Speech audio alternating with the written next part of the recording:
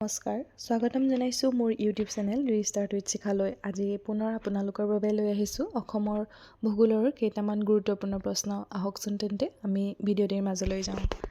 আৰু আপোনালোকে যদি মোৰ আগৰ ভিডিঅ'সমূহ চোৱা নাই, মোৰ আগৰ ভিডিঅ'সমূহ চাই ল'ব। মই এইটি ভিডিঅ'ৰ ডেছক্ৰিপশ্যনতে আপোনালোকক লিংকটো দি যাম।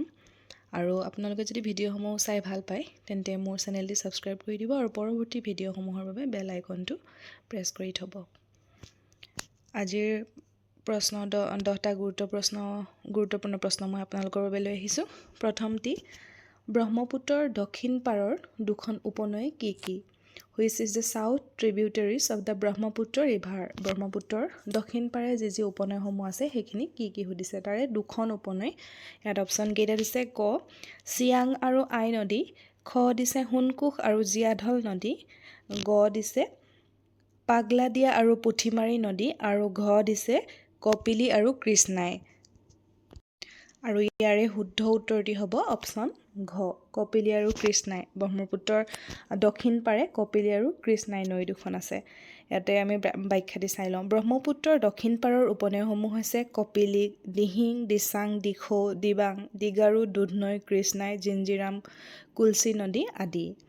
তাৰপাছত দিছে ব্ৰহ্মপুত্ৰৰ উত্তৰ পাৰৰ উপনৈসমূহ হৈছে চিয়াং, সোণকোষ, জীয়াঢল, চম্পাৱতী, আই, সোৱণশিৰি, জীয়া ভৰলী, মানস, পাগলাদিয়া, পুঠিমাৰী। কিন্তু পুঠিমাৰী হ'ব লাগিছিলে,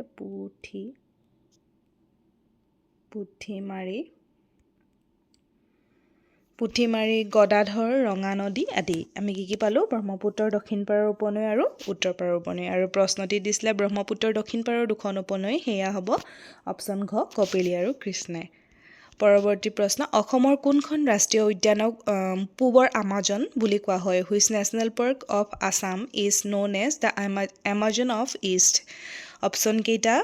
ক ৰায়মনা ৰাষ্ট্ৰীয় উদ্যান, ৰায়মনা নেশ্যনেল পাৰ্ক, খ মানাহ ৰাষ্ট্ৰীয় উদ্যান, মানাহ নেশ্যনেল পাৰ্ক, ঘ দিহিং পাটকাই ৰাষ্ট্ৰীয় উদ্যান, দিহিং পাটকাই নেশ্যনেল পাৰ্ক, আৰু ঘ দিছে ডিব্ৰু-চৈখোৱা ৰাষ্ট্ৰীয় উদ্যান, ডিব্ৰু-চৈখোৱা নেশ্যনেল পাৰ্ক। আৰু অসমৰ পূবৰ আমাজন বুলি কোৱা হয় দিহিং পাটকাই ৰাষ্ট্ৰীয় উদ্যানক, দিহিং পাটকাই নেশ্যনেল পাৰ্কক পূবৰ আমাজন বুলি কোৱা হয়।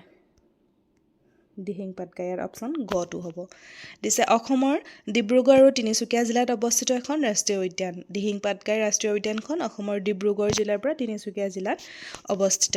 এই ৰাষ্ট্ৰীয় উদ্যানৰ বিস্তৃতি তথা ঘন বনাঞ্চলৰ বাবে ইয়াক পূবৰ আমাজন বুলি কোৱা হয়। এই বনাঞ্চলখনত ইমানেই বেছি ঘন অৰণ্য আছে, সেইবাবে এই ৰাষ্ট্ৰীয় উদ্যানখনক কি বুলি কোৱা হয়? পূবৰ আমাজন বুলি কোৱা হয়। 2004 চনৰ 13 জানুৱাৰীত দিহিং পাটকাইক অভয়াৰণ্য হিচাপে স্বীকৃতি দিয়া হৈছিল। কি কৈছে? 2004 চনৰ 13 জানুৱাৰীৰ দিনাখন দিহিং পাটকাইক প্ৰথমে অভয়াৰণ্য হিচাপে স্বীকৃতি দিছিলে। আৰু 2021 চনৰ 9 জুনত চৰকাৰে ইয়াক ৰাষ্ট্ৰীয় উদ্যান হিচাপে ঘোষণা কৰে। পৰৱৰ্তী প্ৰশ্ন, অসমত কেইখন জৈৱমণ্ডল সংৰক্ষিত বনাঞ্চল আছে? How many biosphere reserves are there in Assam? Option কেইটা দিছে? ক 5খন, খ 4খন, গ 3খন, আৰু ঘ 2খন। আৰু ইয়াৰে শুদ্ধ উত্তৰটি হ'ব অপশ্যন ঘ 2খন। অসমত 2খন জৈৱমণ্ডল সংৰক্ষিত বনাঞ্চল আছে, বায়'স্ফিয়াৰ ৰিজাৰ্ভ।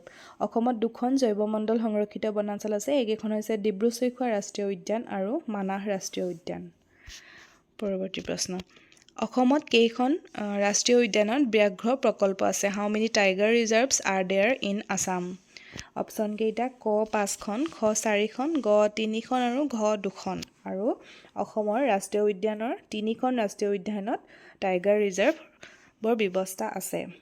ইয়াৰে গ অপশ্যনটি শুদ্ধ হ'ব।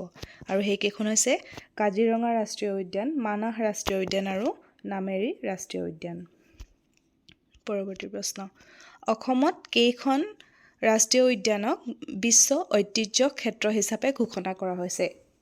ইউনেস্কোৱে যি বিশ্ব ঐতিহ্য ক্ষেত্ৰ হিচাপে ঘোষণা কৰে। How many national park of Assam are declared as a UNESCO world heritage site? ইয়াৰ অপশ্যন কেইটা? ক 5খন, খ 4খন, গ 3খন, আৰু ঘ 2খন। আৰু ইয়াৰে শুদ্ধ উত্তৰটি হ'ব ঘ 2খন। 1985 চনত অসমৰ দুখন ৰাষ্ট্ৰীয় উদ্যানক বিশ্ব ঐতিহ্য ক্ষেত্ৰ হিচাপে ঘোষণা কৰা হৈছে। ক কাজিৰঙা ৰাষ্ট্ৰীয় উদ্যান আৰু খ মানাহ ৰাষ্ট্ৰীয় উদ্যান। এই দুখন ৰাষ্ট্ৰীয় উদ্যানকে বৰ্তমানলৈকে বিশ্ব ঐতিহ্য ক্ষেত্ৰ হিচাপে ঘোষণা কৰিছে ইউনেস্কোৱে। পৰৱৰ্তী প্ৰশ্ন, অসমৰ কোনখন ৰাষ্ট্ৰীয় উদ্যানত বন ঘৰচীয়া ঘোঁৰা আৰু দেওহাঁহ পোৱা যায়? Which of the following national park has Farrell horse and white wing ডাক? দেওহাঁহ।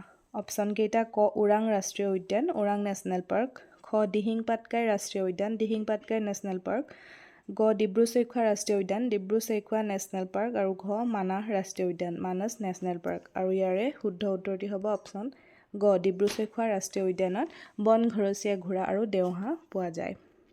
পৰৱৰ্তী প্ৰশ্ন, অসমৰ কেইখন জিলাই বাংলাদেশৰ সৈতে আন্তৰ্জাতিক সীমা ভগাই লৈছে? How many districts of Assam share the international boundary with Bangladesh? Option কেইটা ক 2খন, খ 3খন, গ 5খন আৰু ঘ 4খন। আৰু অসমৰ 4খন জিলাই বাংলাদেশৰ সৈতে আন্তৰ্জাতিক সীমা ভগাই লৈছে। শুদ্ধ হ'ব অপশ্যন ঘ 4খন। সেইকেইখন হৈছে কৰিমগঞ্জ, কাছাৰ, দক্ষিণ শালমৰা মানকাছাৰ আৰু ধুবুৰী। এই 4খন জিলাই বাংলাদেশৰ সৈতে ইণ্টাৰনেশ্যনেল বাউণ্ডেৰী শ্বেয়াৰ কৰিছে। পৰৱৰ্তী প্ৰশ্ন, 2011 চনৰ লোকপিয়ল অনুসৰি অসমৰ সাক্ষৰতাৰ হাৰ কিমান? Literacy rate.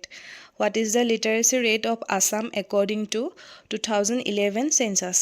অপশ্যন কেইটা ক 78.38%, 78.38%, খ 71.19%, 71.19%, গ 61.19%, 61.19% আৰু ঘ 72.19%, 72.19। আৰু 2011 চনৰ লোকপিয়ল অনুসৰি অসমৰ সাক্ষৰতাৰ হাৰ হৈছে 72.19%।